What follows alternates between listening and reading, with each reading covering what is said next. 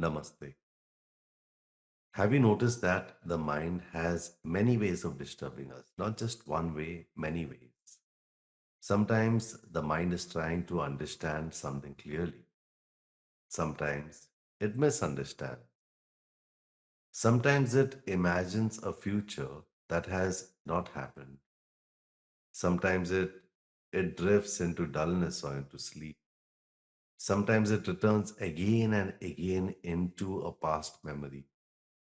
And if we are not aware of this, we may treat every movement of the mind as truth. A worry appears, and we believe it. A memory returns, and we live as though the past is happening again. An imagined conversation begins, and the body reacts as though it is real. Or a misunderstanding forms, and we may suffer for hours, for days, or even for years because the mind has taken a wrong turn. This is why Yoga Sutra 1.6 is so valuable. Patanjali is not just giving us a list, he is giving us a way to understand the mind. Because once we recognize what kind of mental movement is present, we have already created space. We are no longer completely inside the movement.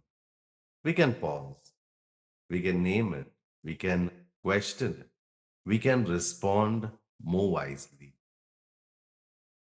In Yoga Sutra 1.5, Patanjali said, Ritaya Panchataya Klishta Aklishta. The movements of the mind are fivefold. They may be painful or non painful.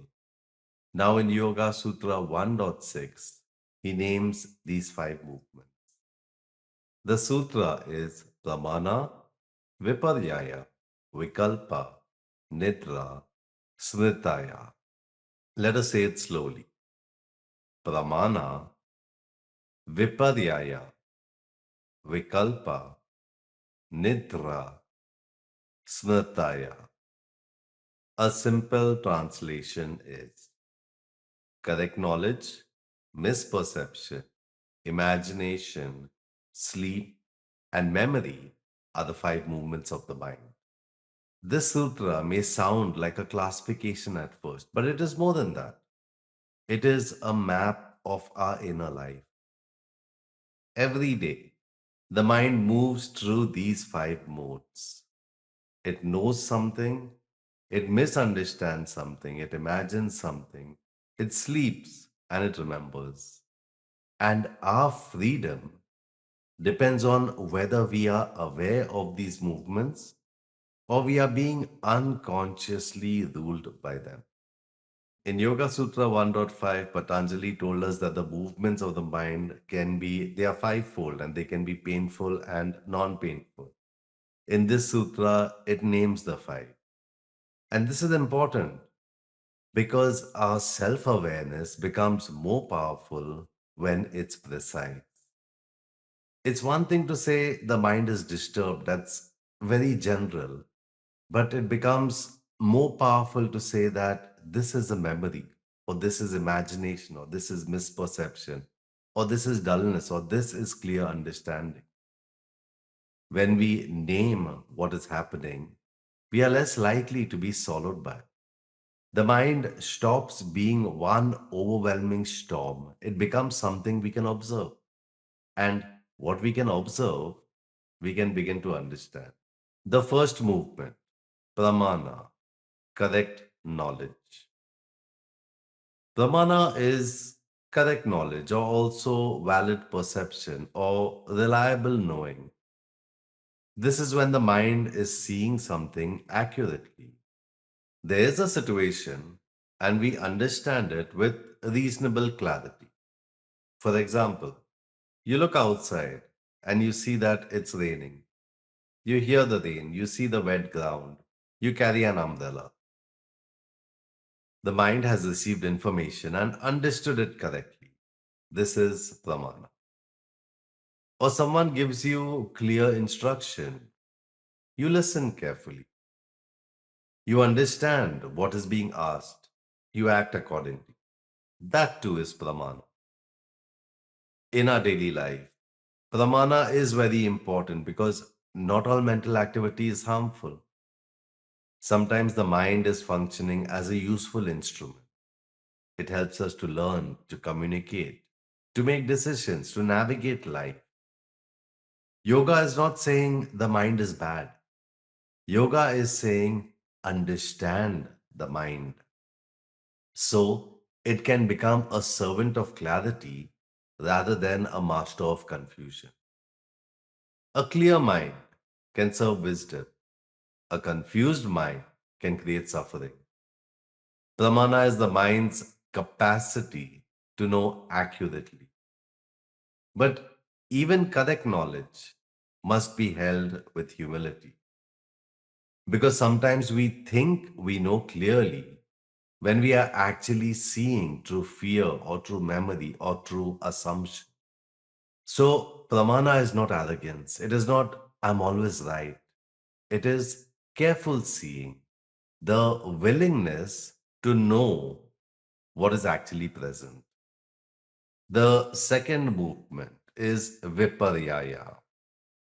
Viparyaya means incorrect knowledge, misperception, misunderstanding, or seeing something wrongly. This is when the mind believes it knows, but what it knows is not accurate. And this is one of the most common sources of suffering. You send someone a message, they don't reply. The mind says they are ignoring me. But perhaps they are busy, or they are driving, or their phone is away, or their phone is switched off, or perhaps they have just not seen the message. The mind may feel certain, but certainty, especially in the mind, is not always the truth. This is viparyaya. You walk into a room and someone seems quiet, and the mind says they are upset with me, but perhaps they are just tired. Perhaps they are dealing with something private. Perhaps they are simply a quiet person. And again, the mind may create meaning where meaning has not been confirmed. This is viparyaya. Misperception can be powerful because it does not feel like misperception while it is happening. It feels like reality. When the mind is caught in viparyaya, it does not usually say, I am now misunderstanding. What it says is, this is the truth. And that is why awareness is necessary. We need the ability to pause, to ask, do I know this? Or am I assuming this? Is this reality? Or is this a movement of the mind? And viparyaya, misunderstanding, it often grows stronger when the mind, it grows stronger when the mind is colored by a past experience. If we have been rejected before, distance may look like rejection. If we have been criticized before, feedback may feel like attack. If we have been abandoned before, silence may feel like danger. The present moment becomes covered by the past. And we suffer not only because of what is happening now, but because of what the mind believes is happening. The practice is not to shame ourselves for misperceiving. The practice is to become more interested in accuracy. Yoga invites us to see more clearly, not more positively, not more negatively, more clearly. The third movement is Vikalpa. Vikalpa can mean imagination or conceptualization or verbal construction or the thought created by words and ideas. This is the mind's ability to form images, possibilities, meanings, concepts. Vikalpa is not always bad. Without imagination, we would not be able to create. We could not plan. We could not write poetry. We could not envision a better way of living. We could not feel into possibility. But imagination becomes painful when we mistake it for reality. For example, the mind imagines a future conversation. You imagine what someone will say, how they will react. You imagine yourself being judged or rejected or misunderstood, and suddenly the body begins to respond. The heart beats faster, the stomach tightens, the breath becomes shallow. But nothing has happened yet. In reality, nothing has happened yet. The body is reacting to an image in the mind. This is Vikalpa. Or the mind says, what if everything goes wrong? What if I fail? What if they leave? What if I am never happy? These thoughts, they may feel urgent, but they may simply be constructions of imaginations. They are not facts, they are possibilities created by the mind. The issue is not that imagination exists, the issue is identification. If we recognize imagination as imagination, it becomes a tool. But if we mistake imagination for reality, it becomes a prison. A useful question for Vikalpa is this happening now or is the mind imagining it? This question can bring us back to the present, not by denying future planning, but by separating useful preparation from anxious projection. There's a difference between I need to prepare for tomorrow's meeting and I'm imagining disaster for the next 10 hours. One supports wise action, the other creates suffering. The fourth movement, Nidra, sleep. At first, it may feel strange that sleep is included as a movement of the mind. We may think, if if there are no thoughts, how can sleep be a vritti? But Patanjali includes sleep because sleep is also a condition of the mind. In sleep, ordinary waking thoughts are absent, but there is a mental state. There is still an experience of absence or dullness or non knowing. And that is why when we wake up, we say, I slept well, or I slept badly, or I slept deeply, or I didn't sleep at all. Somehow, the mind registers the condition of sleep for our daily practice. Nidra also invites us to notice dullness, not only physical sleep, but inner dullness. The times when we do not want to see, the times when awareness becomes clouded, the times when we drift through life mechanically, the times when we are physically awake but inwardly unconscious.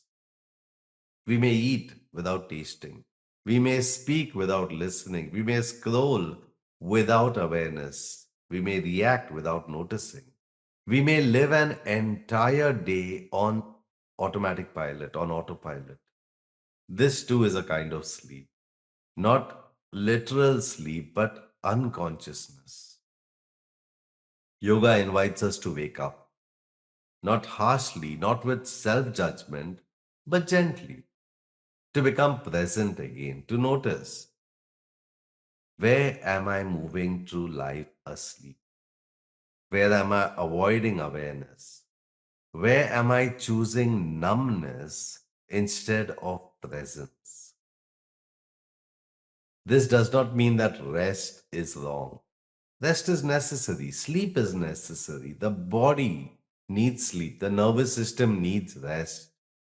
But yoga asks us to distinguish between healing rest and unconscious avoidance.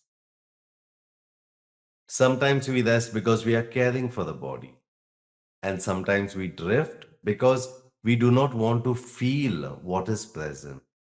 Awareness helps us know the difference.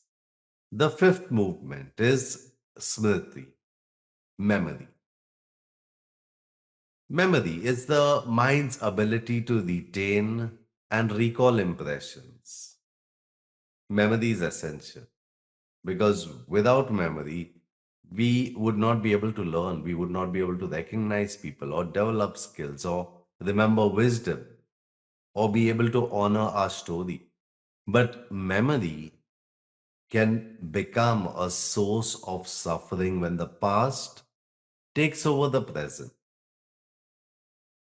A memory appears, and suddenly we are no longer here. We are no longer fully here. We are back in an old moment, and old embarrassment, and an old rejection, an old failure, an old fear.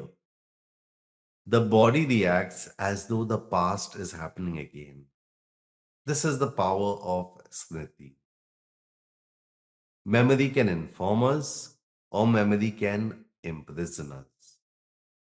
For example, you once spoke in public and you felt embarrassed. Years later, you are invited to speak again.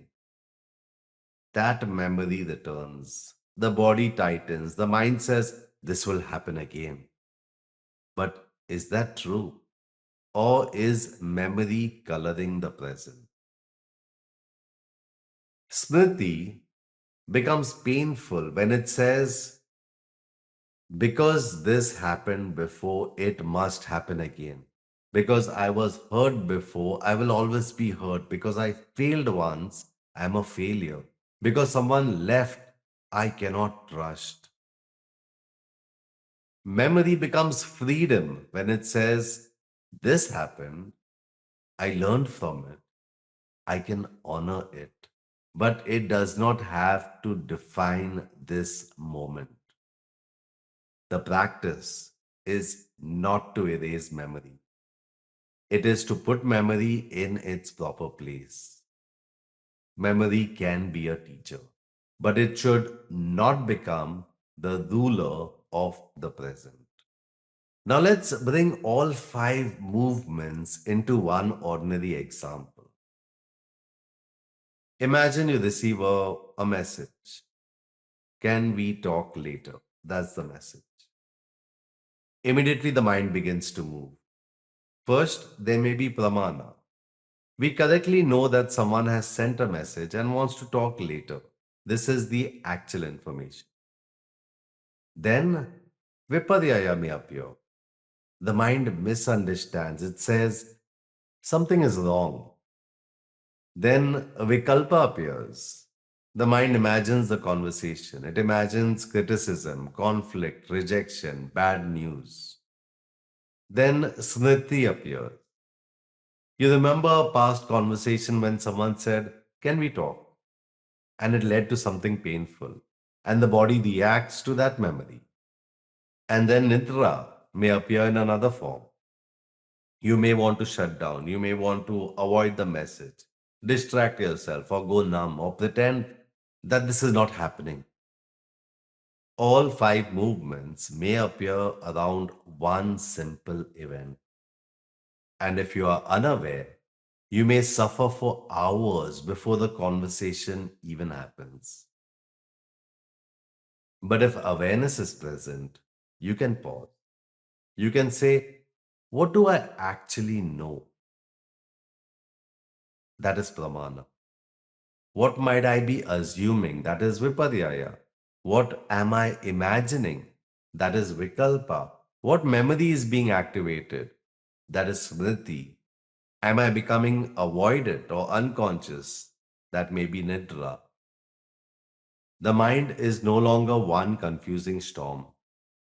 It's now become visible. And when it becomes visible, you can respond with greater freedom. The value of this sutra is not simply that we learn five Sanskrit words. The value is that we become less naive about our inner world. We begin to understand that not every movement of the mind deserves the same trust. Correct knowledge can guide us. Misperception, it needs to be questioned. Imagination needs to be recognized as imagination. Sleep and dullness, they need to be understood. Memory needs to be honored without being obeyed blindly. And this is the beginning of discernment. Discernment means we stop treating every thought as equal. We stop giving every feeling the authority of truth. We stop living as though every memory is prophecy. We stop allowing every imagined future to control the present. This does not make us cold, it makes us clearer. It gives us a way to meet the mind with compassion, with intelligence. Here's a simple practice inspired by this Yoga Sutra 1.6. When you notice the mind becoming active, especially around something that's emotionally charged, pause and ask 5 questions. The first question: what do I actually know? This brings you back to Pramāṇa. The second: what might I be misunderstanding? This helps reveal Viparyaya. The third: what am I imagining? This helps reveal Vikalpa. The fourth: am I awake and present, or am I drifting into avoidance? This reveals Nidra. And the fifth: what memory may be shaping this reaction? This helps to reveal Smṛti. These questions, they are not meant to turn life into an intellectual exercise. They are meant to create space. They help us separate reality from assumption, imagination from fact, memory from the present, avoidance from rest. And in that space, we become less reactive, more honest, more grounded, more free. You may wish to sit with these questions. Which of the 5 movements most often carries me away? Do I often get caught in misperception? Do I mistake imagination for reality? Do I live through old memories? Do I drift into dullness or avoidance? Do I trust my interpretation too quickly? And perhaps the deeper question: what changes when I can name the movement instead of becoming it? This is the heart of the practice. The goal is not to destroy the mind. The goal is to understand the mind so deeply that we are no longer unconsciously ruled by it. Pramāṇa-viparyaya-vikalpa-nidrā-smṛtayaḥ. Correct knowledge, misperception, imagination, sleep, and memory are the 5 movements of the mind. This sutra gives us a map. It helps us to see that the mind knows, misunderstands, imagines, sleeps, and remembers. And when we recognize which movement is present, we begin to loosen identification. A thought may arise, a memory may return, an imagined future may appear, a misunderstanding may form. But now we can pause, we can ask, what kind of movement is this? That question itself is yoga. In the next video, we will explore Yoga Sutra 1.7, where Patanjali explains that sources of correct knowledge, which are direct perception, inference, and reliable testimony. Thank you for listening. Namaste.